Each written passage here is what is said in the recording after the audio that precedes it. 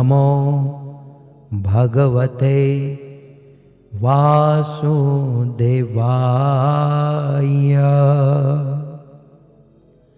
ॐ नमो भगवते वासुदेवाय। ॐ नमो भगवते वासुदेवाय।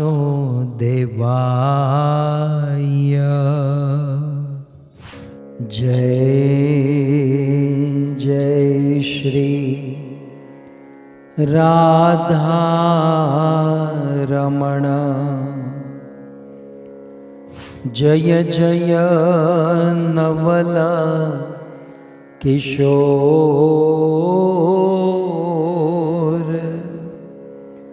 जय गोपी चित चोर प्रभु, जय गोपी चित चोर प्रभु, जय जय माखन चोर, जय जय माखन चोर। श्री कृष्णचंद्र भगवान की, जगत गुरु श्रील प्रभुपाद की।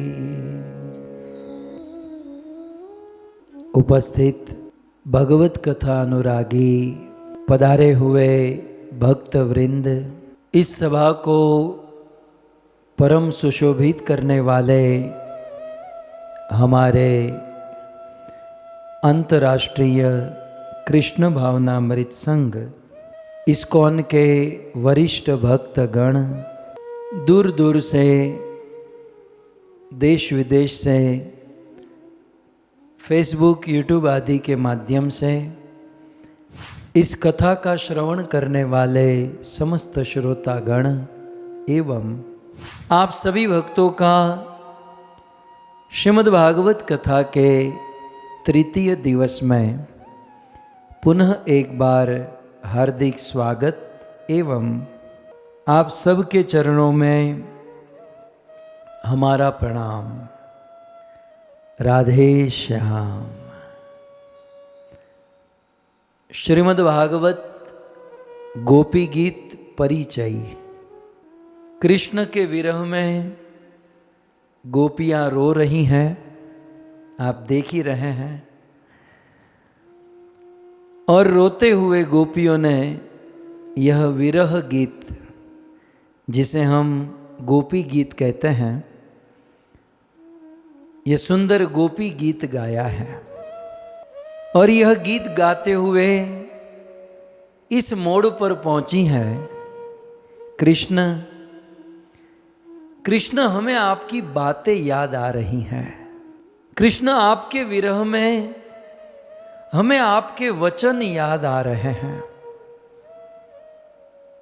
आप जब हमें मिलते थे और कितनी सुंदर सुंदर बातें करते थे।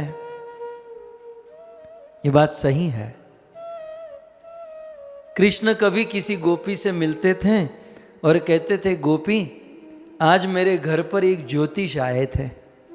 अच्छा कान्हा, ज्योतिषी आए थे? बोले हाँ। और मैंने मेरा हाथ उस ज्योतिषी को दिखाया तो उस ज्योतिष ने कहा कि तुम्हारा विवाह इस गोपी के साथ होगा। मतलब जिससे बात कर रहे हैं ना, उसे कहते तेरे साथ मेरा विवाह होगा, ऐसा ज्योतिष ने कहा। वे गोपी बड़ी प्रसन्न हो जाती। लेकिन ये डायलॉग कृष्ण सभी गोपियों को कहते थे।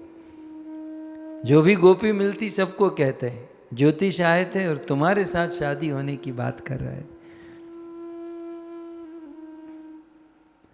सो कृष्ण आपकी जो ये बातें हैं ये हमें मार रही हैं। कृष्ण आपके बारे में जब हम सोचती हैं, स्मरण करती हैं, या फिर आपके बारे में जब हम सुनती हैं तो हम मरी जा रही हैं। गोपियों ने बहुत सुंदर निवेदन किया। सो कृष्ण मधुर या गिरा, आपकी मधुर वाणी और वल्गु वाक्य। एक आचार्य ने बहुत सुंदर कहा कि प्रकारांतर से एक अन्य प्रकार से गोपियां कृष्ण की निंदा कर रही हैं। बोले कृष्ण, ये आपकी कथा और आपका स्मरण जो है ना, हमको पागल कर रहा है। श्रीमद् भागवत जी में इसका वर्णन है, मधुर या गिरा वल्गु वाक्य या। श्रीमद् भागवत जी में कहा गया, यदनु चरित लीला कर्ण पीयूष विपूर्ण सकृदन विद्यु त्वदंद धर्मा विनष्टा सपदि गृह कुटुंबम दीनमृत सृज्य दीना बहव इव विहंगा भिक्षुचर्यां चरन्ति। अद्भुत श्लोक है गोपियों के मुख से। कृष्ण यत माने आपका अनुचरित, कृष्ण आपका जो चरित्र है, और आपका चरित्र कैसा है? बोले लीला। कृष्ण आप जो करते हो वो लीला है, और हम लोग जो करते हैं वो कर्म है। जमीन आसमान का अंतर है। लेकिन है कृष्ण यत अनुचरित लीला, आपकी जो लीला है कर्ण पीयूष, ये कान रूपी दोने में, कर्णपुट में सकृत अपि, थोड़ी भी आपकी कोई लीला एक बूंद भी कान में डाल दे, थोड़ी भी कोई कथा आपकी सुन ले, तो द्वंद धर्म विनष्टा। सो यद अनुचरित लीला, आपकी यह सुंदर लीला कर्ण पीयूष अपने कान के माध्यम से सकृत थोड़ी भी डाल देता है, तो विद्युत द्वंद धर्मा विनष्ट। तो उस आदमी के जीवन में जितने भी द्वंद धर्म है, द्वंद धर्म माने विपरीत धर्म, विपरीत धर्म माने सुख दुख, मान अपमान, हानि लाभ, ये जितने भी द्वंद धर्म है विनष्टा।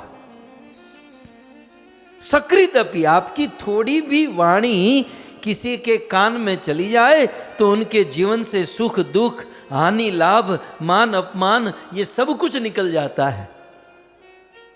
और इतना ही नहीं, तीसरी लाइन में सपदी, सपदी माने तुरंत, गृह कुटुंबम, तुरंत अपने गृह कुटुंब में जो दीनम बहुत दुखदाई है, प्रॉब्लम देने वाला है, उत्सृज्य उसे त्याग कर, दीनहीन होकर, बहव दीना मतलब बहुत दीन होकर आपकी कथा सुनने वाला आदमी इह विहंगा, पक्षियों की तरह भटकते रहता है। मतलब आपकी कथा जो है ना पक्षियों की तरह भटका देती हैं। और इतना ही नहीं, भिक्षुचर्या चरंती, आदमी को भिखारी बना देती है। ये गोपियों का एक व्यंग है। एक ओर से गोपी कृष्ण की निंदा कर रही हैं, दूसरी ओर से प्रकारांतर से प्रशंसा कर रही हैं कि अपने कर्ण पीयूष, अपने कर्णपुट में सकृत थोड़ी भी कोई आपकी वाणी सुन ले ना, तो द्वंद धर्म से मुक्त होकर, घर कुटुंब आदि से मुक्त होकर विहंगा इव, पक्षियों की तरह वो भटकते रहता है। और भिक्षुचर्या चरंती, और भिक्षुक भिखारी की तरह संसार में विचरण करते रहता है। इसलिए आपकी कथा, आपकी वाणी जो है, वास्तव में कथा उसे कहते हैं जो कंथा पहना दे। कंथा माने कोपिन लंगोट धारण करा दे, कंथा पहना दे, वो है कथा। सो कृष्ण आपकी कथा बड़ी मतवाली है। इसलिए यहां पर निवेदन किया, मधुर या गिरा वल्गु वाक्यया। सो कृष्ण आपकी ये मधुर गिरा, ये वल्गु वाणी संसार छुड़ा देती है, घर कुटुंब परिवार छुड़ा देती है। एक आचार्य ने बहुत सुंदर अर्थ किया, मधुर या गिरा वल्गु वाक्य या। एक आचार्य कहते हैं ये मधुर या गिरा माने ये वेद भगवान कृष्ण के मुख से निकले हैं और इन वेदों में थोड़ा सा प्रलोभन दिया गया है। ये करोगे तो स्वर्ग मिलेगा, ये करोगे तो ये मिलेगा। तो वेदों में जो प्रलोभन है वो है मधुर या गिरा। सो भगवान श्री कृष्ण गीता में कहते हैं कि ऐसे प्रलोभन में हमें फंसना नहीं है। श्रीमद् भगवद गीता के दूसरे अध्याय के 42वें श्लोक में कृष्ण ने कहा, अर्जुन या इमाम पुष्पिताम वाचम प्रवदंती विपश्चित। वेदों में पुष्पिताम वाचा, मधुर या गिरा वल्गु वाक्य, वेद मैंने ही लिखे हैं, मेरे द्वारा ही वेद कहे गए हैं, लेकिन मैंने वेदों में थोड़ी मधुर भाषा में पुष्पिताम वाचा, थोड़ा सा चॉकलेट, थोड़ा सा प्रलोभन दिया है। लेकिन कुछ लोग बस उसी प्रलोभन के पीछे पड़े रहते हैं और प्रवदंती विपश्चित, और वेदों का गलत अर्थ निकालते हैं। तो वेद वाद रता पार्थ, है पार्थ जो वेदों के वाद में फंसे हुए हैं, न अन्यत इति वादिन, वो तो यहां तक कह देते हैं कि ईश्वर जैसा कोई चीज नहीं है, भगवान जैसी कोई चीज नहीं है, बस पुण्य करो स्वर्ग पालो। सो या इमाम पुष्पिताम वाचाम, ऐसी पुष्पित वाणी में हे पार्थ, हे अर्जुन, हमें फंसना नहीं है। तो एक आचार्य ने मधुर या गिरा वल्गु वाक्य या से भगवद गीता के इसे स्पष्ट किया। और एक आचार्य बहुत सुंदर कहते हैं कि मधुर या गिरा वल्गु वाक्य या माने मधुवत स्वर्ग आदि फलम तत्र प्रलोभनम राति। भगवान श्री कृष्ण की वाणी मधु के समान स्वर्ग आदि फल प्राप्त कराने के लिए कभी कभी बड़ी मनोहर लगती है। और इस मनोहर वाणी के प्रति दुनिया के कुछ लोग आसक्त हो जाते हैं। लेकिन जो बुद्धिमान लोग हैं, बुद्ध मनोज्ञया, वे बुद्धिमान लोग, वे विद्वान लोग इस संसार के अनाचार दुराचार से निवृत्त होकर लोकेशना पुत्रेशना वित्तेशना आदि से मुक्त हो जाते हैं कृष्ण की इन वाणी को सुनकर। लेकिन गोपियां कहती हैं, कृष्ण केवल संसार की इन इच्छा से मुक्त होना ही महत्वपूर्ण नहीं है, इसलिए अधर सिद्धुना प्याय यस्वन, इसलिए आप अपने अधर से, अपनी वाणी से उन बुद्धिमान लोगों को जो संसार की आसक्ति से तो मुक्त हो गए हैं, वैरागी तो हो गए हैं, लेकिन आप अपनी वाणी सुनाकर उसे अनुरागी बना दीजिए, उन वैरागियों को आप प्रेमी बना दीजिए। सो केवल संसार से विरक्त होना, केवल संसार की आसक्ति को दूर करना, यही महत्वपूर्ण नहीं है। वास्तव में भगवान का साक्षात्कार करना, मानव जीवन का परम लक्ष्य समझना ये महत्वपूर्ण है। हमारे आचार्यों ने बहुत सुंदर कहा, शास्त्रों में कर्म कांड, उपासना कांड ये सब कुछ है, लेकिन ये सब एक नौका के समान है। नौका इसलिए होती है ताकि किनारे पर पहुंचा जाए। सो किनारा है भगवत प्रेम। इन सब साधनों का सहारा इसलिए ताकि हम भगवत प्रेम प्राप्त कर सके। ये साधन कोई लक्ष्य नहीं है, लक्ष्य है भगवत प्रेम। सो गोपियाँ यहाँ पर कहती हैं कि मधुर या गिरा वल्गु वाक्य या कृष्ण, आपकी मधुर वाणी से, वल्गु वाक्य से उन बुद्धिमान, उन वैरागी लोगों को आप प्रेमी बना दीजिए, जैसे आपने हमें प्रेमी बना दिया है। इस प्रकार गोपियाँ कृष्ण के वाणी की दो विशेषता बताई। एक तो मधुर वाणी है आपकी, और दूसरी वल्गु वाक्य या माने सुंदर वाक्य से बनी हुई आपकी वाणी है। अब गोपियाँ आगे कहती हैं, कृष्ण की वाणी की तीसरी महिमा बुध मनोज्ञया। बुध मनोज्ञया, यहां पर बुध का अर्थ, किसी ने कहा ब्रह्मा, तब आचार्यगण कहते बुध माने ब्रह्मा नहीं। कृष्ण की वाणी बड़े बड़े लोगों को समझ में नहीं आती। मुह्यंती यत सूर्य, बुध माने भक्त, बुध माने विद्वान। कृष्ण की वाणी बड़े बड़े भक्त या प्रेमी ही समझ सकते हैं। बुध मनोज्ञया का दूसरा अर्थ होता है, आप इसको संधि विच्छेद करो तो बुध, मन और ज्ञ, ये तीन शब्द हो गए। बुध, फिर मन और ज्ञ। बुध का अर्थ है बुद्धिमान, और मन माने हमारा मन। जो बुद्धिमान के मन और ज्ञ माने ज्ञान को आकर्षित कर दे, ऐसी है भगवान श्री कृष्ण की वाणी। बुध माने बुद्धिमान, व्यक्ति के मन को, और ज्ञ माने ज्ञान को जो आकर्षित करे, उसे कहते हैं बुध मनोज्ञया। एक आचार्य ने और ऊंचा अर्थ बताया। बुध मनोज्ञया का अर्थ, बोले बुधा नाम विदग्धा नाम मनोज्ञया। यहां पर बुध का अर्थ है प्रेमी। कृष्ण की वाणी कैसी है? जो प्रेमियों को ही समझ में आती है।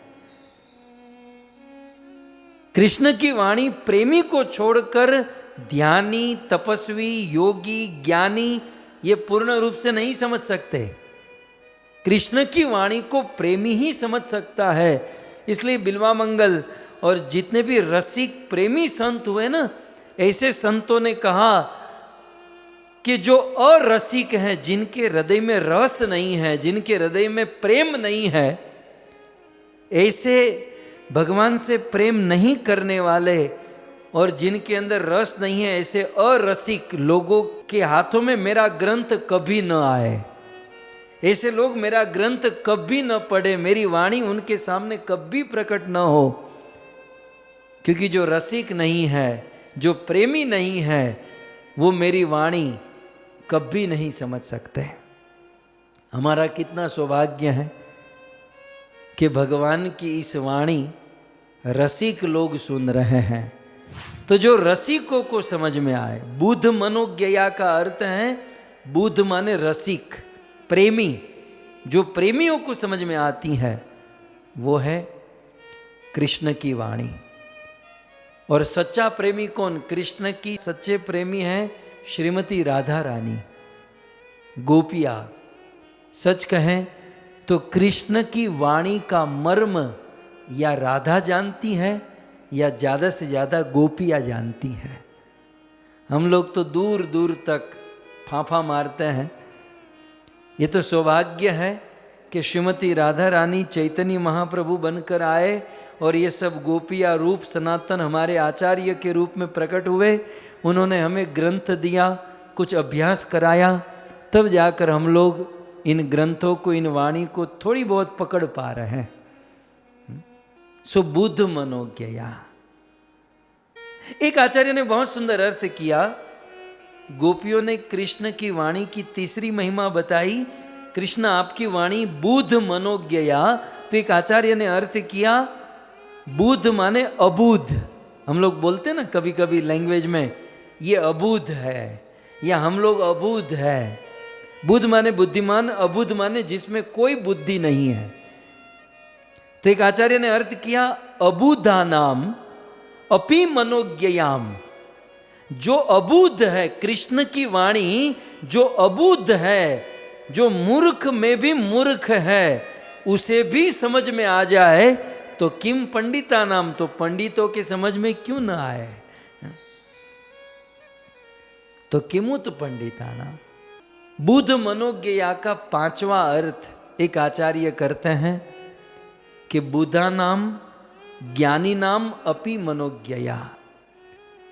कृष्ण की वाणी इतनी मधुर है कि जो ज्ञानी है, जिसका हृदय बहुत शुष्क हो चुका है, जिसका हृदय कोरा है, ऐसे कोरे हृदय वाले को भी कृष्ण की वाणी आकर्षित कर देती है। और एक आचार्य ने यहां तक कहा, जो निर्विशेष, जो निराकार ब्रह्म में आसक्त है,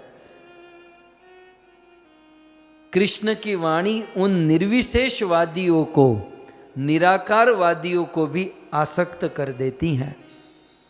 और उसका ज्वलंत प्रमाण भागवत बोलने वाला शुकदेव गोस्वामी, जो निराकार ब्रह्म में आसक्त थे, लेकिन कृष्ण की वाणी, कृष्ण का गुण, कृष्ण का रूप, भागवत के वह श्लोक श्री शुकदेव गोस्वामी को आसक्त कर लिए।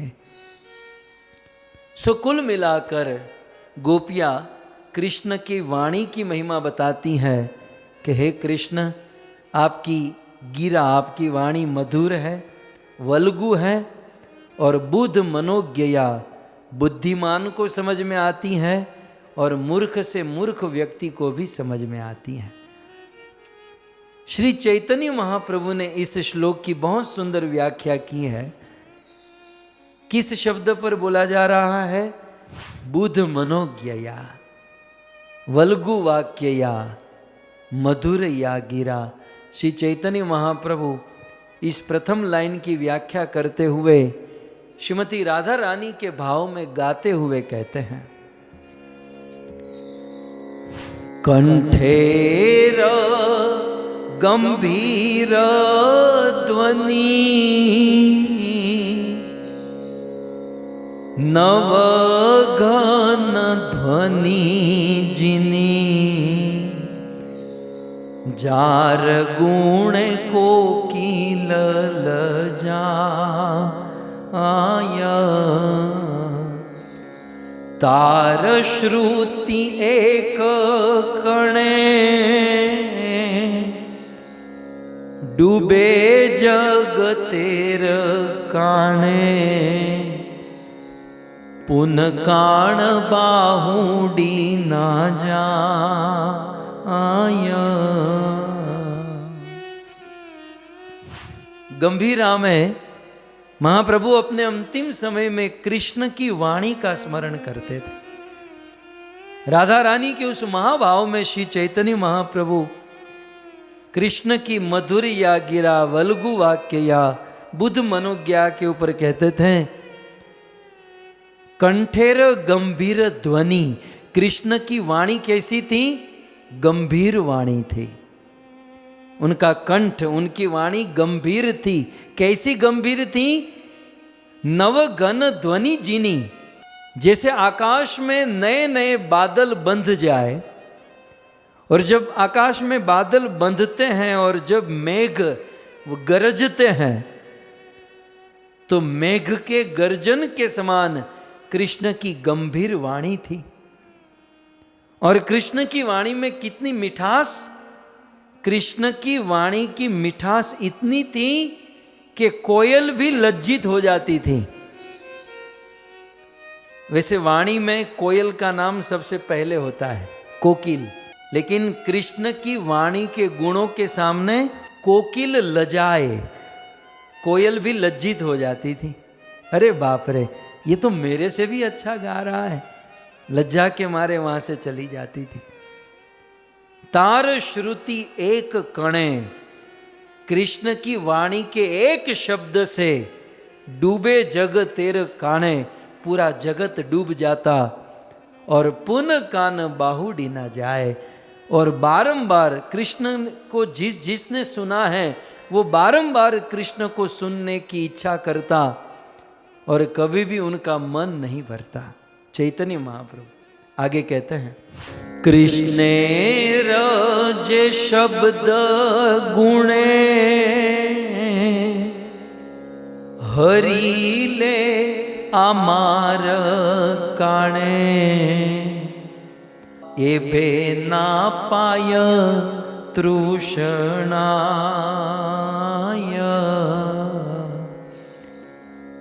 से श्रीमुख भाषित अमृत परामृत, स्मित कर्पूरता ते मिश्रित।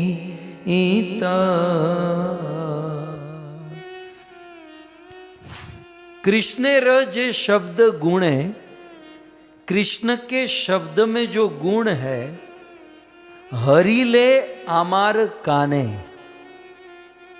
कृष्ण के शब्दों के गुण मेरे कान को हर रहे हैं, मेरे कान को आकर्षित कर रहे हैं, मेरे कान को मनो खींच रहे हैं। एबे ना पाए तृष्णाय, और कृष्ण की वाणी को सुनकर मुझे तृप्ति नहीं मिल रही है। से श्री मुख भाषित अमृत है ते परामृत, कृष्ण के मुख की भाषा अमृत से भी अधिक उत्तम है। स्मित कर्पूर ताहार मिश्रित, अमृत तो कोरा है ना, अमृत में फ्लेवर नहीं है, लेकिन कृष्ण की वाणी अमृत के समान।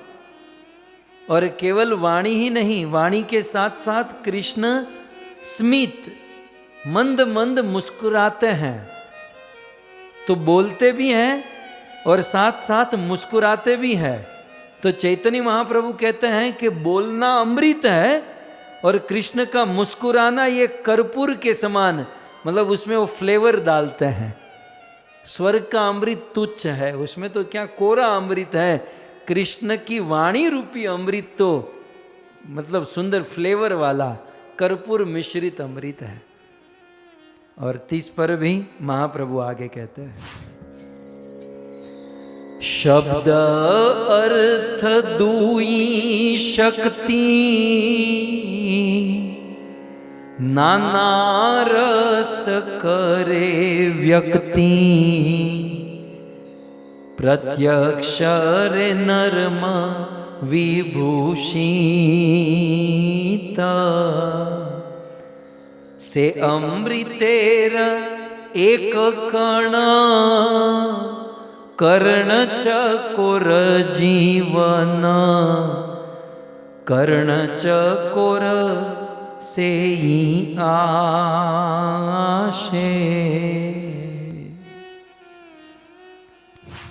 शब्द अर्थ दुई शक्ति, कृष्ण की वाणी में शब्द की भी शक्ति है और कृष्ण की वाणी में अर्थ भी है, तो अर्थ की भी शक्ति है।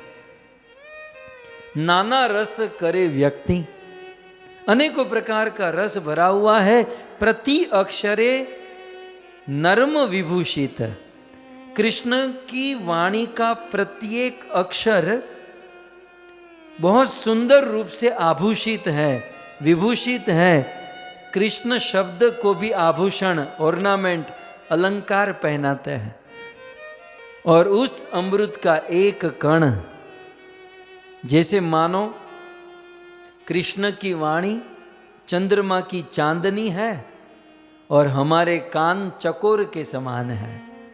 जैसे चकवा उस स्वाति नक्षत्र के बूंद को लेने के लिए तड़पता रहता है, वैसे कृष्ण की वाणी रूपी अमृत के कण को ये चकोर पीता है और वही कृष्ण की वाणी उस चकोर का जीवन है, कर्ण रूपी चकोर का जीवन है।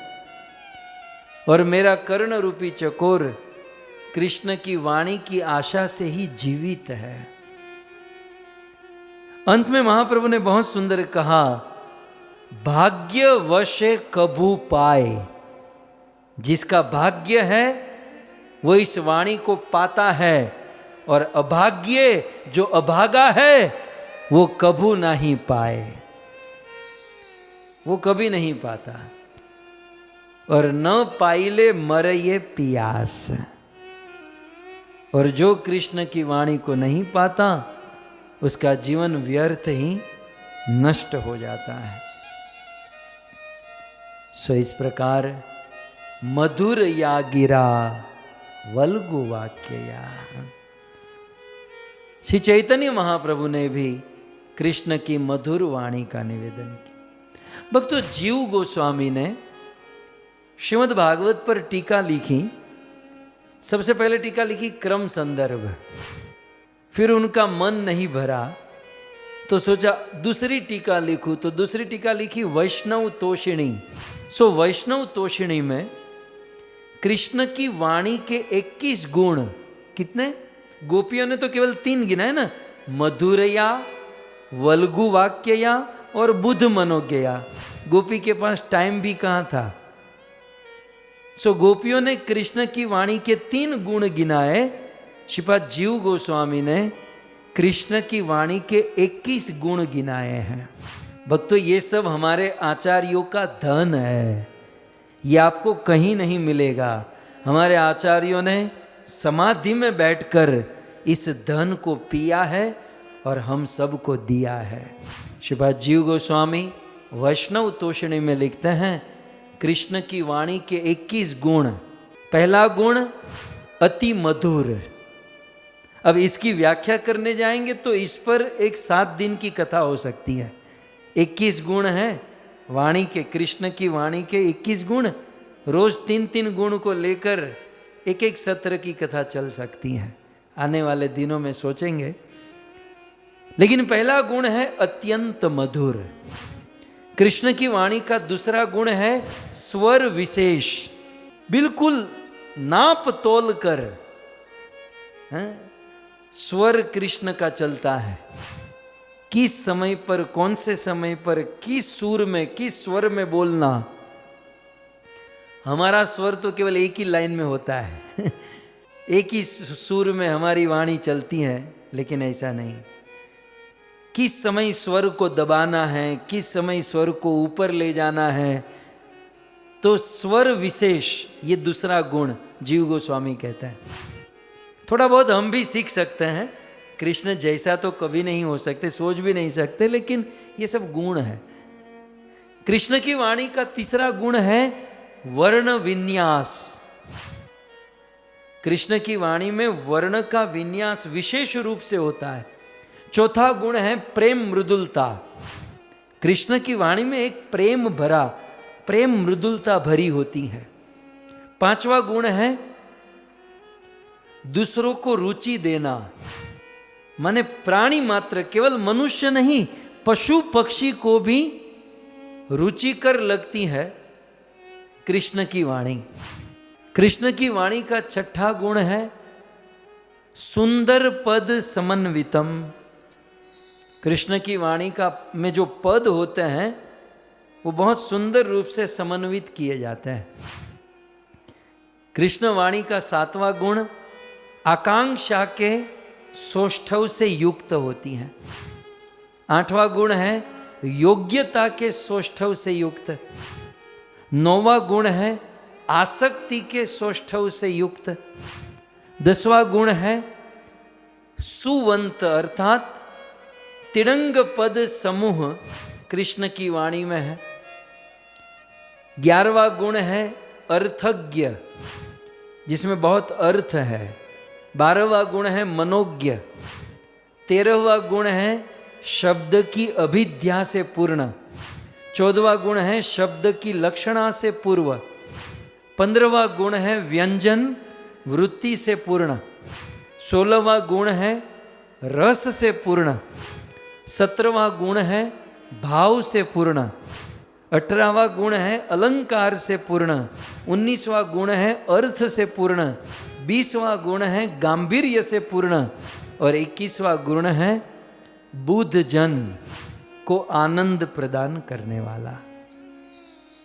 इस प्रकार श्रीपाद जीव गोस्वामी ने भगवान श्री कृष्ण की वाणी की 21, गोपियों ने यहाँ पर 3 महिमा बताई, कृष्ण वाणी की 3 विशेषता बताई, जीव गोस्वामी ने 21 बताई। केवल मैंने पॉइंट बताया, एक्सप्लेनेशन फिर कभी करेंगे कि उस एक एक शब्द का अर्थ क्या है। लेकिन अब आप मूल श्लोक में देखिए गोपियां क्या कहती हैं, कृष्ण आपकी इस वाणी से हम गोपियों पर बहुत असर हुआ है। कृष्ण की वाणी यदि हम सुने तो हमारे जीवन में कुछ ना कुछ असर होगी, और कृष्ण की वाणी सुने और जीवन में असर न हो तो समझ लो सुनने में आपकी कुछ कसर होगी। सुनने में कोई कसर होगी आपकी। बाकी कृष्ण की वाणी सुनो और असर ना हो। कृष्ण की वाणी की गोपियों पर 2 असर हुई जो आप देख सकते हैं। मधुरया गिरा वल्गुवाक्यया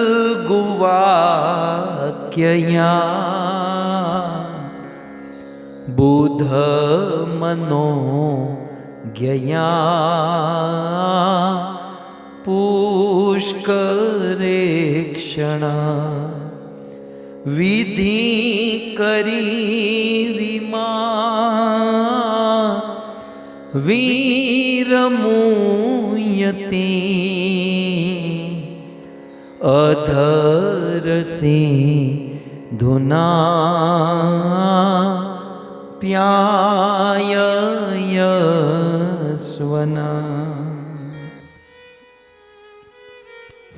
हे कृष्ण,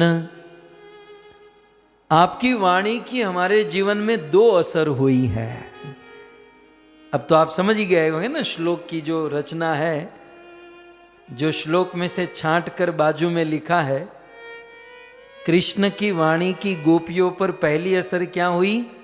विधि करी रीमा। और दूसरी असर क्या हुई? मुह्यति। कृष्ण आपकी वाणी सुनकर हम आपकी विधि करी, हम आपकी विधि करी हो चुकी है।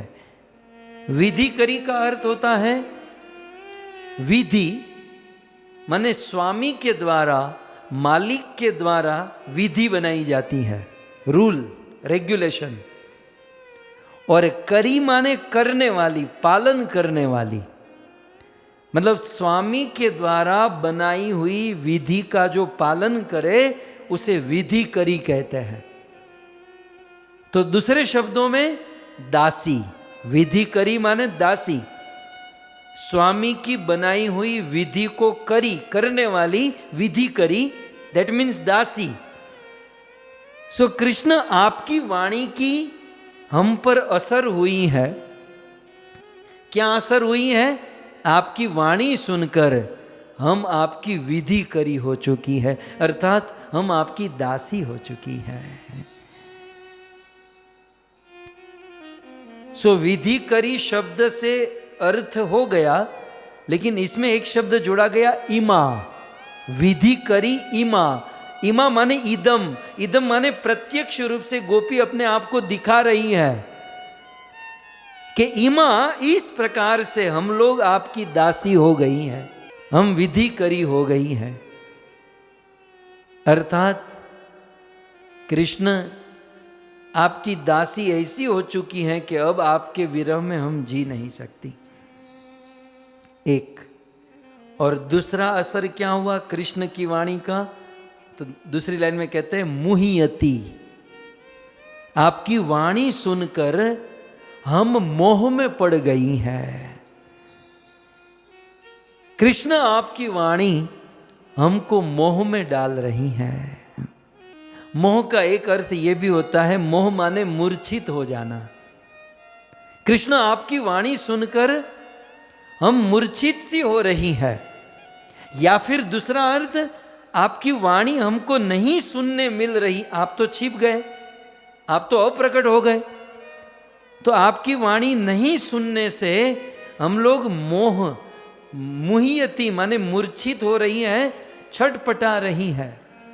एक आचार्य कहते हैं कि मृत्यु के पहले आदमी जब मरता है ना, शरीर त्यागता है, तो शरीर त्यागने से पहले की मतलब इमीडिएट शरीर त्यागने से पहले जो अवस्था होती है उसे मूर्धा अवस्था कहते हैं या फिर मुग्धा अवस्था कहते हैं। मुग्धा अवस्था कैसी होती है? आधा मरा हुआ होता है आदमी, वो टोटल नहीं मरा है, मरवा पड़ो है ना, मरणासन स्थिति में आधा मरा हुआ, जिसे मूर्धा अवस्था कहते हैं, मुग्धा अवस्था कहते हैं, और उसे मोह भी कहते हैं। तो गोपियों का यहां पर निवेदन यह है कि कृष्ण आपकी वाणी हमने पहले सुनी है और अभी आपकी वाणी हमको सुनने नहीं मिल रही है, इसलिए हम आधी मरी हुई है, हम आधी मरी हुई है। कृपया करके आप अपनी वाणी हमें सुनाइए, हमें जीवित कर दीजिए। मुहियती का एक अर्थ होता है जैसे शराब पीने के बाद नशा होता है ना, तो कृष्ण आपकी वाणी का हमें नशा चढ़ चुका है और इतना नशा हो गया है आपकी वाणी का कि हम लोग मूर्छित होकर गिर गई हैं। अब बताइए, आयुर्वेद में ऐसा लिखा है कि मान लो यदि किसी को शराब का नशा है, ठीक है, या कोई ड्रग्स लेता है, शराब लेता है, और वो शराब बहुत ले लिया, बहुत ड्रग्स ले लिया, तो वो मूर्छित होकर गिर जाता है। फिर कभी उनके स्वजनों को पता चल गया और फिर वो स्वजन उनको शराब न दे, ड्रग न दे, तो भी वो मूर्छित हो जाता है। तब आयुर्वेद कहता है कि वो शराब नहीं मिली इसलिए मूर्छित है। उस समय तत्कालीन उसका उपाय क्या है? उसे थोड़ी शराब दे दो तो वो खड़ा हो जाएगा। गोपियाँ कहती हैं कि आपकी वाणी का हमको नशा हो चुका है और फिलहाल आपकी वाणी हमको नहीं सुनने मिल रही है, इसलिए हम लोग मूर्छित होकर मुहियती मतलब मूर्धा अवस्था में, मुग्धा अवस्था में आधी मर चुकी है। यदि आप तत्कालीन हमें जीवित करना चाहते हैं तो आप हमें अपनी वाणी सुना दीजिए, आप अपना वो अधर अमृत हमको पिला दीजिए और हमको जीवित कर दीजिए। इसलिए गोपियां आगे कहती हैं, अधर सीधु ना। हम लोग मुहियती मूर्छित हो गई है, इसलिए हमको जीवित करने के लिए आप अधर सीधु ना, आपका अधर सीधु, अधर सीधु माने अमृत, आपके होठों का अमृत हमको पिला दीजिए। अधर सीधुना प्याय यस्व, आपका अधरामृत पिला दीजिए। इसका अर्थ यह है कि कृष्ण आपकी जो वो वाणी थी, उस वाणी को हम बार बार सुनने की लालसा हमारे मन में हो रही है, आप वो वाणी हमको फिर से सुना दीजिए। कौन सी वाणी? कभी कृष्ण श्रीमती राधा रानी से कहते हैं कि राधे राधे तुम मेरे प्रति कठोर बनो या मृदु बनो, मैं बिल्कुल सत्य बोलता हूं कि तुम ही मेरा प्राण हो, राधे तुम ही मेरा सर्वस्व हो, तुम्हारे बिना मेरी अन्य कोई गति नहीं है। श्रीमती राधा रानी इतना सुनकर मूर्छित हो जाती। आज राधा के मन में ये सुनने की कामना हो रही है। कृष्ण कभी गोपियों को कहते हैं, हे गोपी, हे प्रिय, तुमसे बढ़कर मेरे लिए अन्य कोई प्रिय नहीं है। देखना गोपी, तुम्हारे लिए मैं सब कुछ छोड़ दूंगा, लेकिन मैं तुम्हें कभी नहीं छोड़ूंगा। ऐसा कृष्ण सभी गोपियों को कहते थे। लेकिन आज वह गोपी कृष्ण के मुख से ये सुनना चाहती हैं, इसलिए कहती हैं, अधर सिधुना, कृष्ण अपने मुख से आप ये वाणी, ये वचन रूपी अमृत हमें पिला दीजिए। हमारे हृदय में एक बहुत बड़ा ताप है, और वह ताप दो चीज से दूर हो सकता है, आपके वचन को सुनकर और आपके अधरामृत को पान करके। कृष्ण का यह बोलना, कृष्ण आप आकर फिर से हमको प्रिया कहिए, आप आकर फिर से हमको प्यारी कहिए, आप हमारे आंसुओं को पोंछिए, हमें आलिंगन दीजिए, ये भाव गोपियां व्यक्त कर रही हैं। फिर से मैं याद करा दूं, गोपियां कृष्ण को सुनना चाहती हैं। कृष्ण गोपियों के आंसू पोंछे, गोपियों को आलिंगन दे। अंदर से देखा जाए तो इसमें गोपियों का कोई स्वार्थ नहीं है। गोपियां ये सब इसलिए कह रही हैं कि एटलीस्ट इसके बहाने कृष्ण आ जाएंगे, और कृष्ण आ जाएंगे तो उनका कष्ट दूर होगा। अल्टीमेटली गोपियां कृष्ण का कष्ट दूर करना चाहती हैं, कृष्ण को सुखी करना चाहती हैं। सो हे कृष्ण, आप अपना अधरामृत पिला दीजिए। ये अधर सिधु, सिधु माने अमृत, ठीक है। अधर, अधर माने क्या? इसका एक आचार्य ने कहा, अधर को भी यदि संधि विच्छेद करें तो इसमें दो शब्द हो जाएगा, अ और धर, ठीक है। अ अलग है, धर अलग है। एक होता है धरामृत, धरामृत माने धरती का अमृत, और दूसरा होता है अधरामृत, माने जो धरती का अमृत नहीं है, अर्थात जो स्वर्ग का भी अमृत नहीं है, जो साक्षात भगवत रूप ही अमृत है, उसे अधरामृत कहते हैं। तो गोपियां धरामृत नहीं चाहती, क्या कहती हैं? अधर सिधु, धर सिधु नहीं, अधर सिधु। धर अमृत तो स्वर्ग का अमृत, पृथ्वी का अमृत, ये नहीं कृष्ण, अधर सिधु ना। तो कृष्ण आपका ये अधर सिधु, अधर अमृत क्या करे? प्याय यस्व नह, पिला दीजिए। किसको? नह। मेरी दृष्टि से ये नह शब्द बहुत महत्वपूर्ण है। इस श्लोक का अंतिम शब्द है प्याय यस्व नह। इससे ये प्रतीत होता है कि गोपियां स्वार्थी नहीं है हम लोगों की तरह। ये नह शब्द जो है ना, बहुवचन है, अर्थात गोपी ने ऐसा नहीं कहा, कृष्ण तुम यार बहुत बिजी हो, तुम साइड में आ जाओ और मुझे अधरामृत पिला दो, ऐसा नहीं। गोपियां क्या कहती हैं? प्याय यस्व माने पिला दो। किसको? नह, हम सबको। माने गोपियां समूह में हैं और गोपियां भगवान से कहती हैं कि आप हम सब पर कृपा कीजिए। ये कलयुग के भक्तों की तरह नहीं, ओम जय जगदीश हरे, सुख संपत्ति केवल मेरे घर पर आए, पड़ोसी में ना आए, दुनिया वालों के पास, हमारे घर पर। लेकिन धन्य है गोपियों का हृदय। प्याय यस्व नह, बहुवचन, कृष्ण हम सबको अमृत पिलाइए। भक्तों, हमारे देश ने, हमारे ऋषियों ने हमने यही सिखाया ना कि जब भी हम भगवान से प्रार्थना करें तो हमारी प्रार्थना में स्वार्थ नहीं होना चाहिए। हमारी प्रार्थना कैसी हो? सर्वे भवन्तु सुखी नाम, संसार के सभी लोग सुखी हो। सर्वे भद्राणि पश्यन्तु मां कश्चित् दुख भाग भवे। सबको साथ में लेकर ऋषियों ने प्रार्थना की।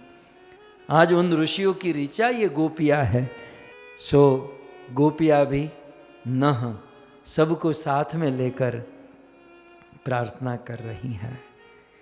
कल मैंने आपको वादा किया था ना कि चलो ये तो गोपियों ने कृष्ण का अधर अमृत पान किया, कृष्ण ने गोपियों के वचन सुने, अमृत पान किया, लेकिन कदाचित हमारे मन में कृष्ण का अधरामृत पान करने की इच्छा हो तो हमें क्या करना चाहिए? हमारे पास कोई ऐसा रास्ता है, कोई ऐसा मार्ग है? ये प्रश्न बिल्वा मंगल ठाकुर को पूछा गया और बिल्वा मंगल ठाकुर ने श्रीमती राधा रानी के भाव को कृष्ण करणामृत में व्यक्त किया है।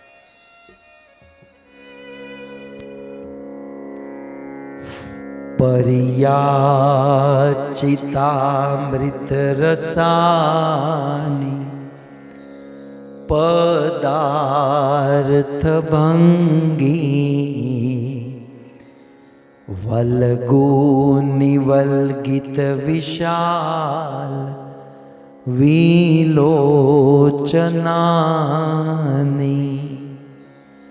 बाल्याधिकानि मदमल लवभाविनी भी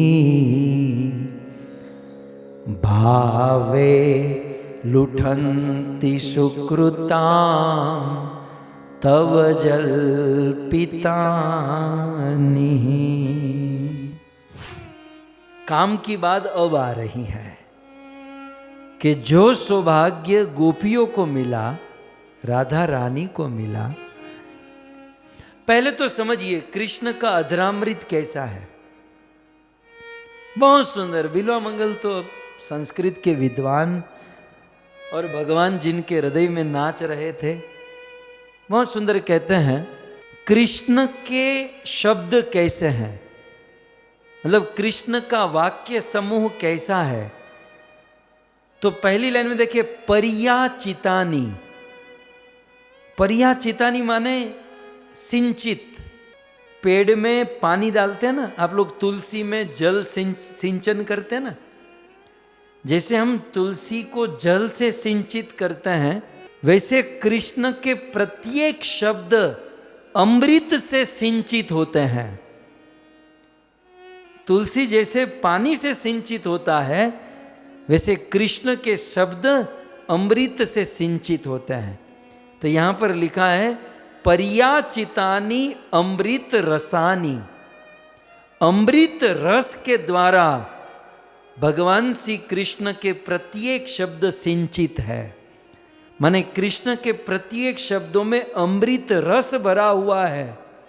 और केवल अमृत रस नहीं, कृष्ण के प्रत्येक शब्दों में अमृत रस और उस रस के साथ पदार्थ भंगी,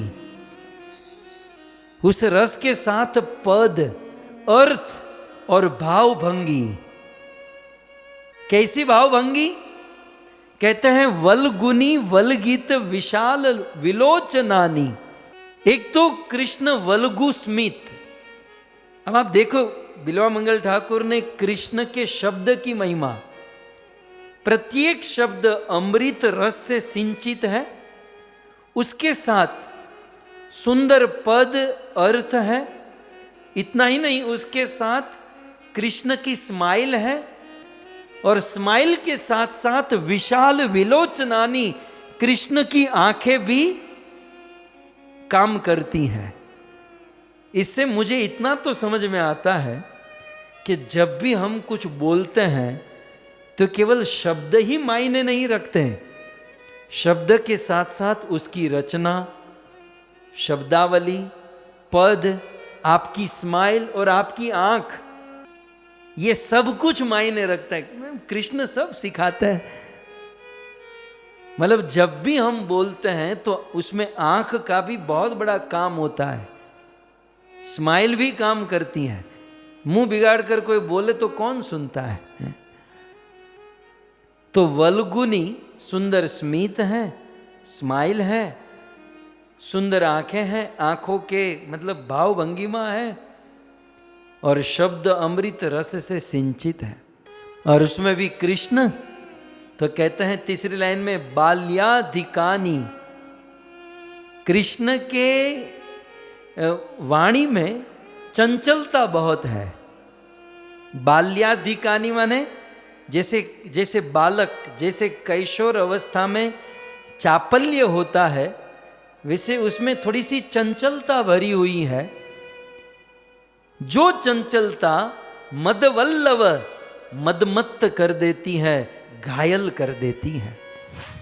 और 30 पर भी भाविनी भी, कृष्ण जब गोपियों के साथ चर्चा करते हैं उसमें तो बहुत प्रकार का जलपन होता है, बहुत प्रकार की बातें होती हैं, लेकिन कृष्ण की ये सारी बातें जो गोपियों के साथ चर्चा होती है, जो गोपियों के साथ कृष्ण का आदान प्रदान होता है। अब चौथी लाइन हमारे काम की है, भावे लुठंती। कृष्ण की ये वाणी जो है, जो भक्त, जिस भक्त का चित्त भाव से भरा हुआ है, सुकृताम तव जल्पितानी, उस भक्त के हृदय में कृष्ण की ये सारी बातें स्फुरित होती हैं, प्रकट होती हैं।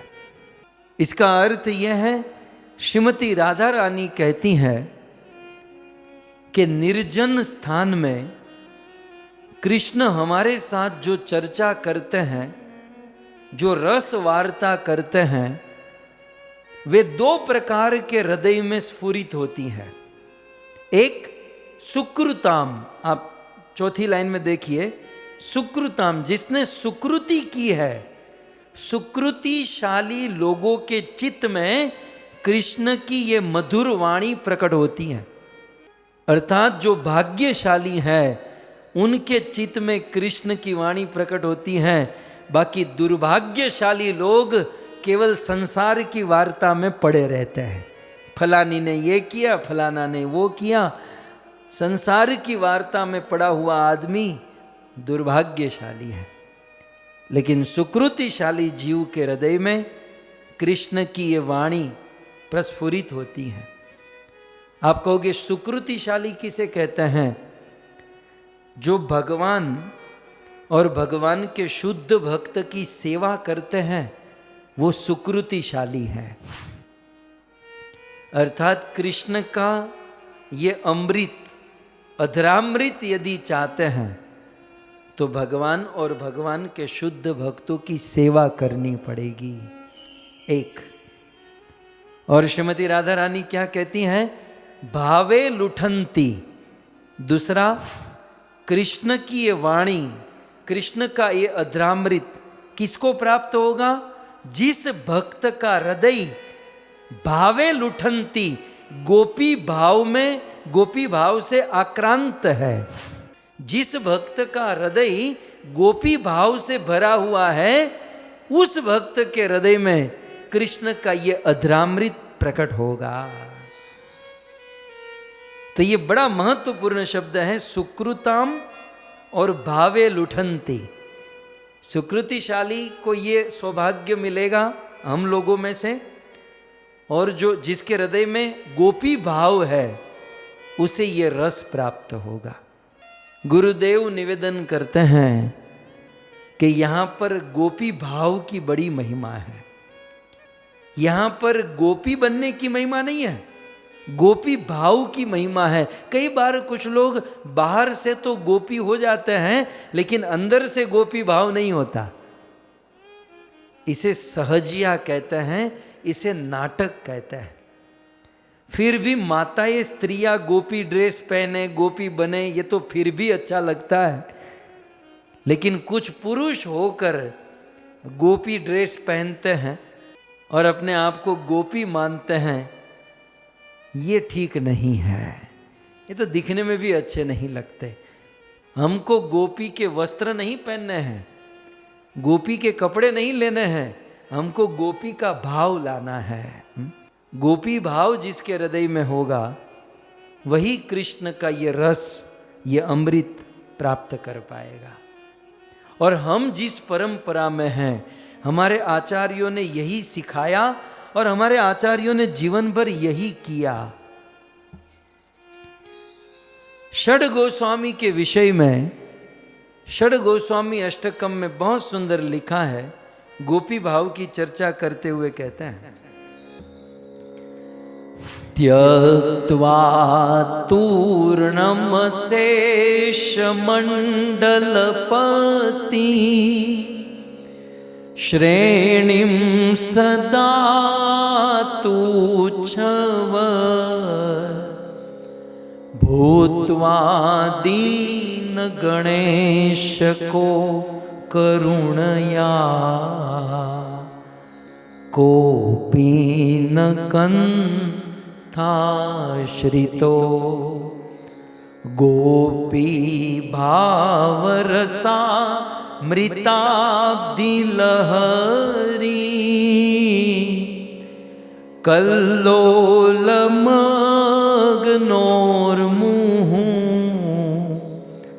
वंदे रूप सनातनो रघुयुगो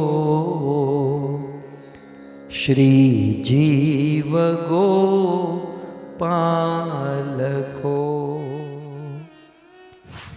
हमारे आचार्यों के विषय में कहा गया,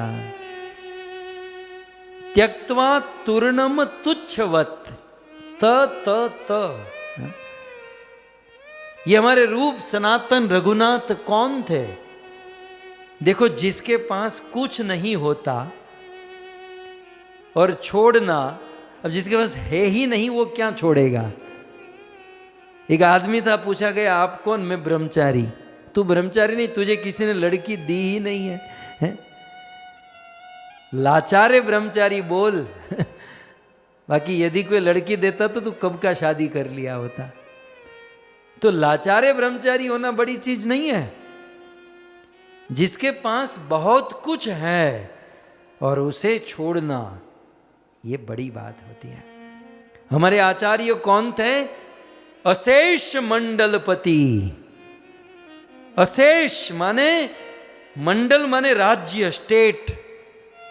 अशेष अनंत अनंत राज्यों के राजा थे ये।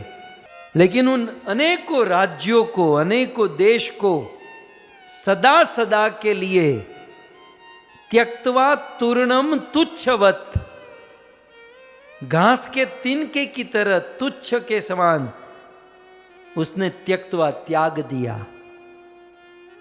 और भूतवा दीन, और दीन भूतवा, और दीनहीन होकर हृदय में करुणा लेकर कोपिन लंगोट कंथा धारण करके, तीसरी लाइन में गोपी भाव। ड्रेस गोपियों का नहीं पहना, हमारे आचार्यों ने ड्रेस तो पुरुषों का ही धारण किया, लेकिन भाव क्या था हमारे आचार्यों का? गोपी भाव।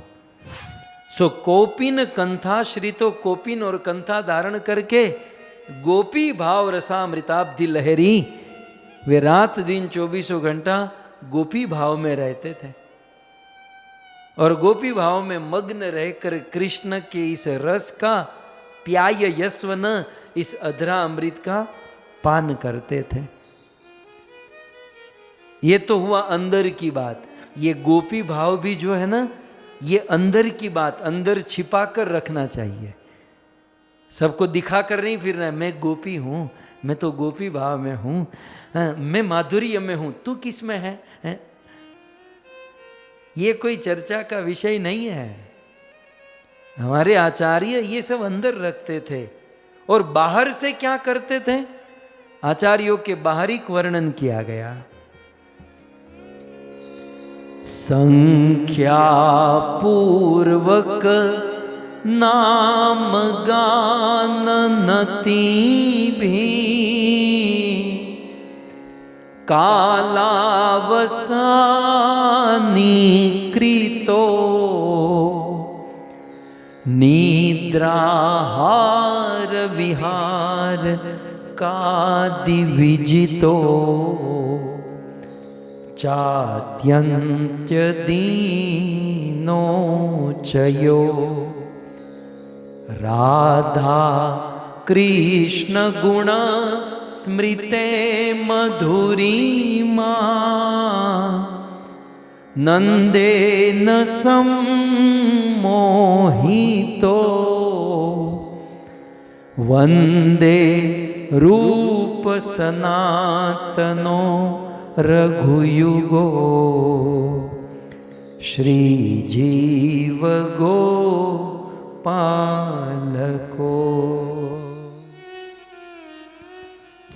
हमारे आचार्य अंदर से गोपी भाव और बाहर से संख्या पूर्वक नाम गान नति भी। बाहर से संख्या पूर्वक नाम हरि नाम महामंत्र का जाप करते थे। हरे कृष्णा कृष्णा कृष्णा हरे हरे, हरे राम राम राम हरे हरे। सो अंदर से गोपी भाव और बाहर से संख्या पूर्वक नाम। ये संख्या पूर्वक सबके साथ लगेगा। संख्या पूर्वक नाम लेते थे, संख्या पूर्वक भजन गाते थे, संख्या पूर्वक नति भी माने प्रणाम करते थे। हमारे सनातन गोस्वामी रघुनाथ दास गोस्वामी भगवान को एक दिन में 1000 बार प्रणाम करते थे। और वो भी हमारी तरह ऐसे ऐसे नहीं, अष्टांग प्रणाम 1000 बार गिन कर संख्या पूर्वक। बड़ा महत्वपूर्ण है। ऐसा नहीं कि बस संख्या पूर्वक गिन कर 1000 बार प्रणाम करते थे। और दिन में 200 बार वैष्णवों को प्रणाम करते थे। और यदि वैष्णव न मिले तो उस वैष्णव के गुण का नाम का स्मरण करके अष्टांग प्रणाम करते थे।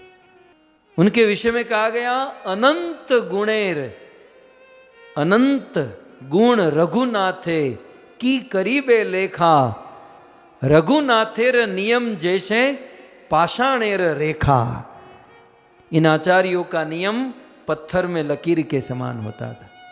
करना है तो करना है संख्या पूर्वक। हम लोग भी जब संख्या पूर्वक नाम लेते हैं ना, तो दुनिया के कुछ लोग कहते हैं कि आप लोग भगवान का नाम लेते हो और गिनते हो संख्या पूर्वक। हाँ भाई गिनते हैं क्योंकि हमारे आचार्यों ने गिना है। नहीं नहीं नहीं नहीं नहीं, ये गिनना तो बहुत छोटी बात है। हम लोग भगवान का नाम लेते हैं, हम गिनते नहीं हैं।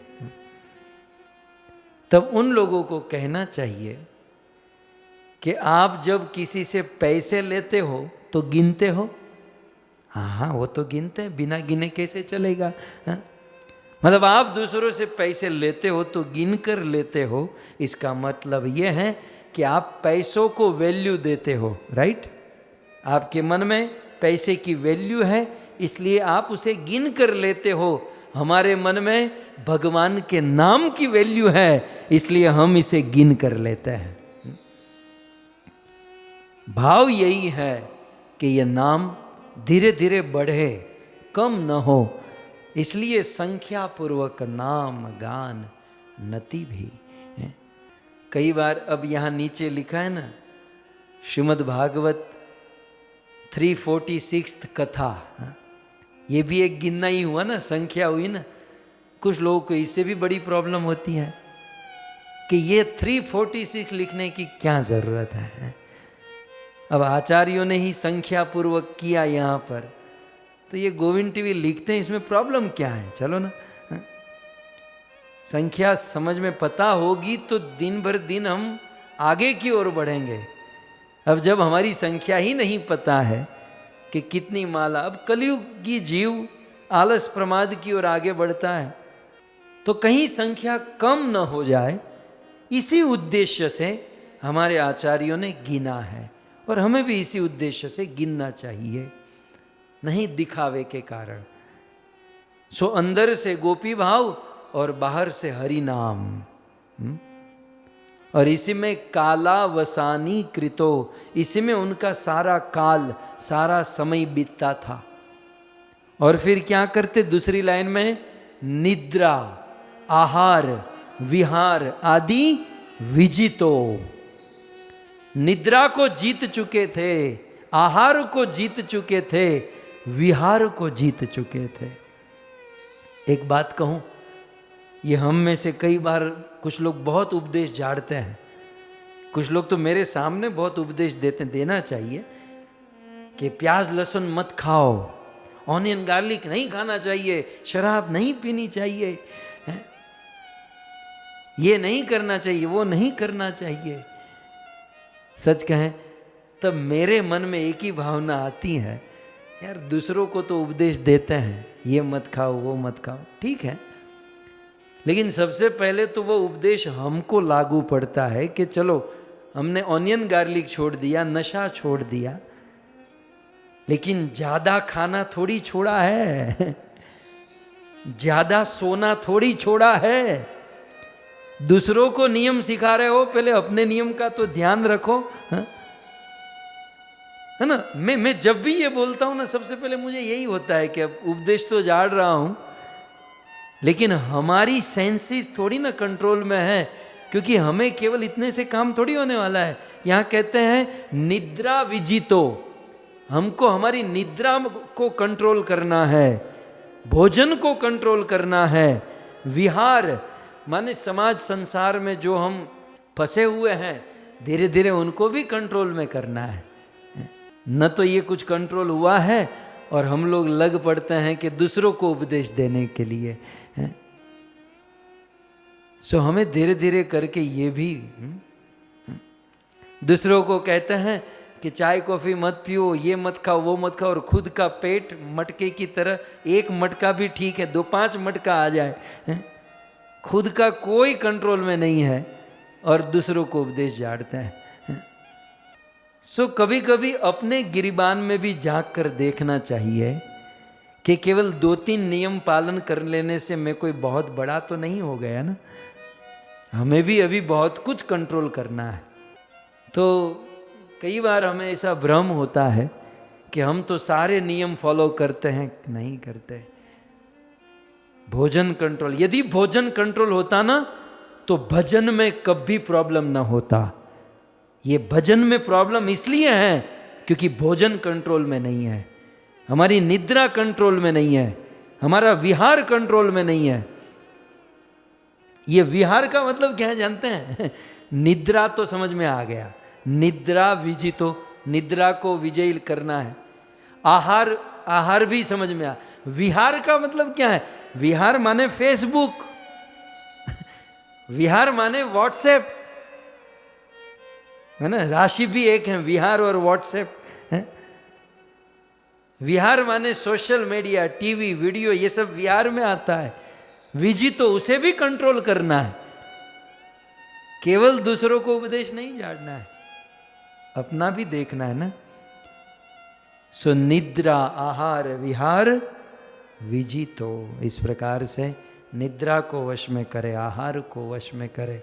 और च अत्यंत दीनो चयो, और अपने आप को अत्यंत दीन बनाकर रखे। राधा कृष्ण गुण स्मृते मधुरिमा आनंदेन सम्मोहितो, और राधा कृष्ण के गुण और स्मृति में निरंतर आनंद लेते रहे।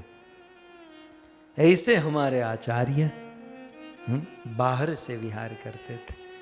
सो कहने का तात्पर्य यह है कि यदि हम प्याययस्व नः, कृष्ण के इस अधरामृत का पान करना चाहते हैं, तो सुकृति, साधु संतों की सेवा, और दूसरा गोपी भाव, अंदर से गोपी भाव, बाहर से हरि नाम। यदि इस प्रकार से करेंगे तो निश्चित ही यह प्रकट हो जाएगा। अब क्या हुआ, जब इस प्रकार से गोपी ने यह श्लोक कह दिया, तब मानो भगवान श्री कृष्ण गोपियों के सामने प्रकट हुए। ऐसे शरीर से प्रकट नहीं, उनकी वाणी प्रकट हुई। और मानो कृष्ण गोपियों को कहने लगे कि तुम ऐसा दावा करती हो कि तुम मुझसे प्रेम कर रही हो, गलत। तुम्हारा मुझसे कोई प्रेम नहीं है। क्यों? क्योंकि काम अंध तम प्रेम निर्मल भास्कर। क्योंकि प्रेम तो निर्मल भास्कर के समान होता है। और प्रेम का लक्षण क्या है? प्रेम का लक्षण यह है कि प्रेमी यदि साथ में न हो, प्रेम करने वाला पात्र यदि साथ में न हो, तो उसके विरह में प्राण निकल जाने चाहिए। तो अभी भी आपके प्राण नहीं निकले हैं, इसका मतलब यह है कि तुम कह तो रही हो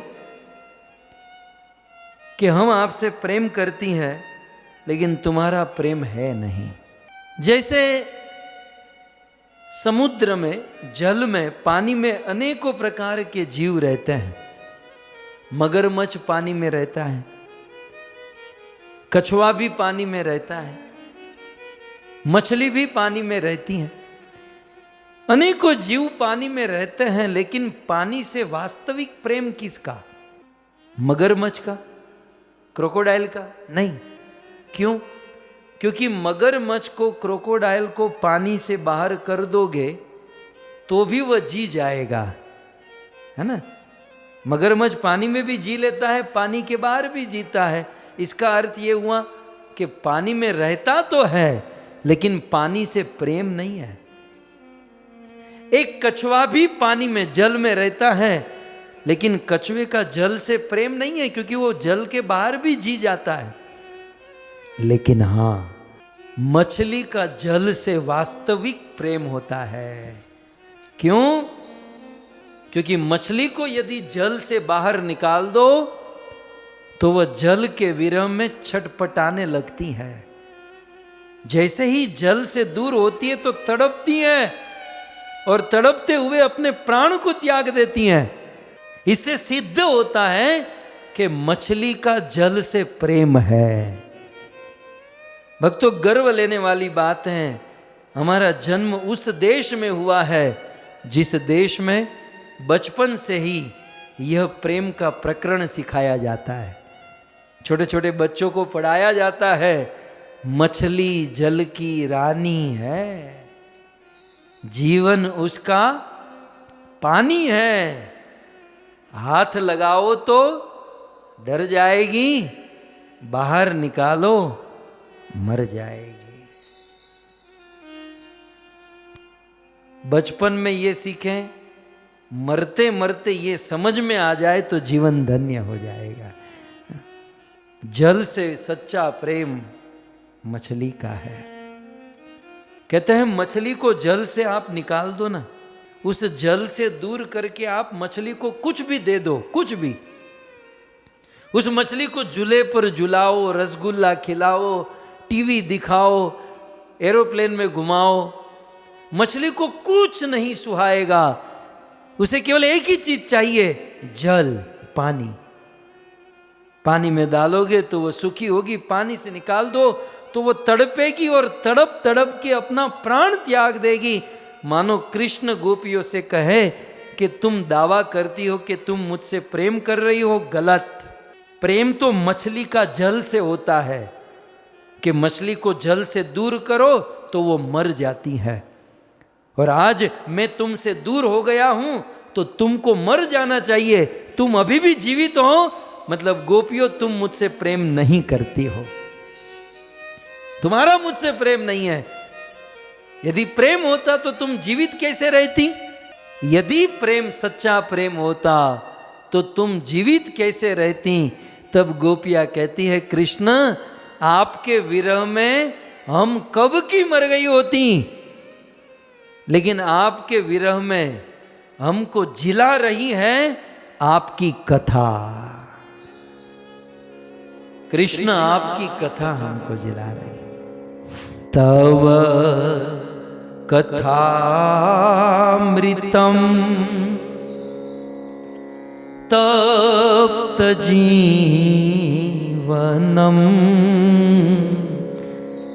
तव कथामृतम तप्त जीवनम कविभिरीडितं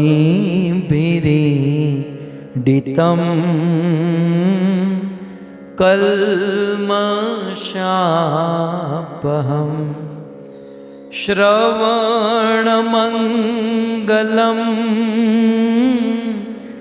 श्रीमदाततं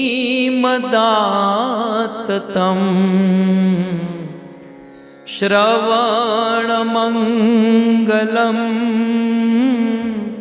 श्रीमदाततं भुवि गृह्णन्ति ते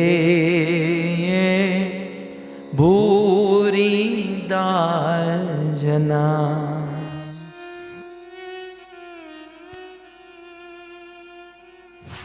कृष्ण, आपके विरह ताप में हम तो कब की जलकर मर गई होती। आपका ये विरह रूपी ताप कृष्ण मृत्यु से भी अधिक कठिन है। आप जानते हो, मरना बहुत इजी है। एक जगह पर गोपियों ने कहा, मुझे मर जाने दो, कृष्ण के विरह में तड़पने से अच्छा है मर जाना। आप सोचिए, मछली को पानी से बाहर निकाल दो तो मछली तड़पती है। मैं यदि आपको पूछूं, वो तड़पना अच्छा है कि मर जाना अच्छा है? वो तड़प से तो मर जाना बेहतर है। सो कृष्ण, आपके विरह में तड़पन है, मृत्यु से भी अधिक दारुण दुख है। लेकिन उस मृत्यु से भी अधिक दारुण दुख अवस्था में भी हम लोग जीवित हैं। इसका एक ही कारण है, तव कथा, आपकी कथा। अब इस श्लोक की व्याख्या आचार्यों ने भरपूर की है। सबसे पहले तव कथा, केवल इस शब्द को समझिए, बाकी का प्रोग्राम तो बाद में रखेंगे। केवल दो शब्द को पकड़ना है। तव माने तुम्हारी, कथा। ओके, केवल इसको समझने का प्रयास करें। केवल इस तव कथा के ऊपर मैं बोलूं, बाकी सबको साइड में रखूं, तो गोपियां जोर दे रही हैं तव कथा। कृष्ण, कथा आप ही की होती है, बाकी सबकी व्यथा होती है। तव कथा का ही है। कथा किसकी होती है? तव आपकी। बाकी सबका माथा का दुखावा होता है, फलाने ने ये किया, उसने वो किया, वो ऐसा वो वैसी। कथा केवल कृष्ण की होती है, इसलिए बड़ा महत्वपूर्ण शब्द है तव कथा। तव आपकी ही कथा, आपकी कथा। इंग्लिश में बहुत सुंदर, भगवान जो करते हैं ना, उसे क्या कहते हैं इंग्लिश में? Past times. ओके, भगवान जो करते हैं वो पास्ट टाइम, और हम लोग जो करते हैं वो टाइम पास। बस केवल इतना अंतर है। कृष्ण जो करते हैं वो कृष्णास पास्ट टाइम, और हम जो करते हैं वो टाइम पास। तव कथा, तव कथा। अब ये तव कथा जब सुखदेव गोस्वामी और परीक्षित महाराज का मिलन हुआ, तो परीक्षित महाराज ने सुखदेव जी को कहा कि हे सुखदेव गोस्वामी, आप मुझे कृष्ण की कथा सुनाइए। तव कथा के ऊपर मैं बोल रहा हूं। जब तव कथा, कृष्ण कथा सुनने की जिज्ञासा परीक्षित ने की ना, तब सुखदेव गोस्वामी बड़े आनंदित हो गए। सुखदेव जी कहते हैं, कमाल कर दिया महाराज, धन्य हो परीक्षित, धन्य हो। आज मैं कह सकता हूं कि तुम राजा हो। परीक्षित राजा नहीं थे, राजा तो जन्मेजय था। लेकिन सुखदेव ने कहा, वरियानेश ते प्रश्न कृतम लोक हितम नृप आत्मविद सम्मत पुंसाम श्रुत व्याधिशु यह परा। हे राजन, सच में तुम राजा हो। दुनिया के राजा शरीर का भरण पोषण करते हैं, लेकिन तव कथा, कृष्ण कथा की जिज्ञासा तुमने की है, इससे शरीर का नहीं आत्मा का पोषण होगा। तव कथा। सुखदेव जी ने बहुत सुंदर कहा, मैं आपको दिखाऊं। श्रोतव यादीनी राजेंद्र नृणाम संति सहस्त्रश। राजन, सुनने के लिए तो हजारों बातें हैं जो दुनिया में चलती रहती हैं। मैं जब घर से निकलता हूं ना तो बहुत मार्क करता हूं, कथा पूरी दुनिया में चलती है। एक आदमी भी चुप कहां बैठता है, फलाना फलाने से बात कर रहा है, वो उससे बात कर रहा है, सब बात ही बात। तो श्रोतव्यादिनी राजेंद्र, हे राजन, सुनने के लिए तो हजारों बातें हैं, लेकिन जो आत्म तत्व को नहीं जानता, जो अपनी आत्मा की उन्नति नहीं समझता, वो संसार की वार्ता में फंसा रहता है, दुनिया की चर्चा में फंसा रहता है। दिन भर ऑफिस की चर्चा करने में, दुनिया की चर्चा करने में बीतता है, और शाम को घर पर आता है तो टीवी चालू करके बैठता है। जीवन तो बीत ही रहा है संसार की चर्चा में, संसार की बातों में। तस्मात, इसलिए हे भारत, हे परीक्षित, जो सर्वात्मा है, सबके हृदय में परमात्मा के रूप में, जो भगवान है, जो ईश्वर है, जो हरि है, हे परीक्षित, सर्वात्मा, भगवान, ईश्वर, हरि, उस कृष्ण के विषय में श्रोतव्य, सुनना चाहिए। किसको? तो लास्ट लाइन में कहते हैं, इच्छताम अभयम, जो अभय चाहता है, जो मृत्यु से बचना चाहता है, जो मृत्यु रूपी दुख से, भय से मुक्त होना चाहता है, उसे भगवान, ईश्वर, हरि या कृष्ण की कथा श्रोतव्य, सुननी चाहिए। कीर्तितव्यश्च, गानी चाहिए। स्मरतव्यश्च, स्मरण करनी चाहिए। किसकी कथा? तव कथा। गोपियों ने एक छोटा सा शब्द दिया, लेकिन बहुत बड़ी बात कर गई। कृष्ण, कथा आपकी होती है, बाकी सबकी व्यथा होती है। तो मुझे तव कथा के ऊपर बहुत कुछ बोलना है। मुझे तो रामायण भी याद आती है। राम जी ने वाल्मीकि ऋषि को पूछा कि प्रभु मुझे कहाँ रहना चाहिए? तब वाल्मीकि ऋषि ने कहा ना, कथा तुम्हारी।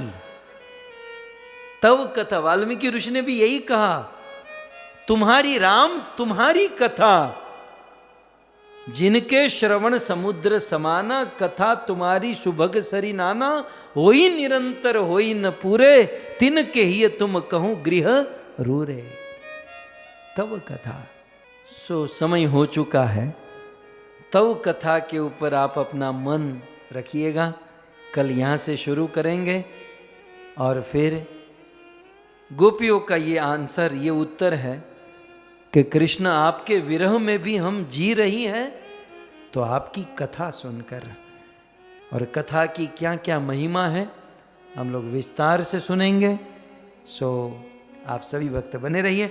आप सभी भक्त बड़े भाव से इस कथा का श्रवण कर रहे हैं। भारत में लेट नाइट है, लेकिन फिर भी भक्त लगे हुए हैं। एक्चुअली ये रात को सुनने का ही सब्जेक्ट है।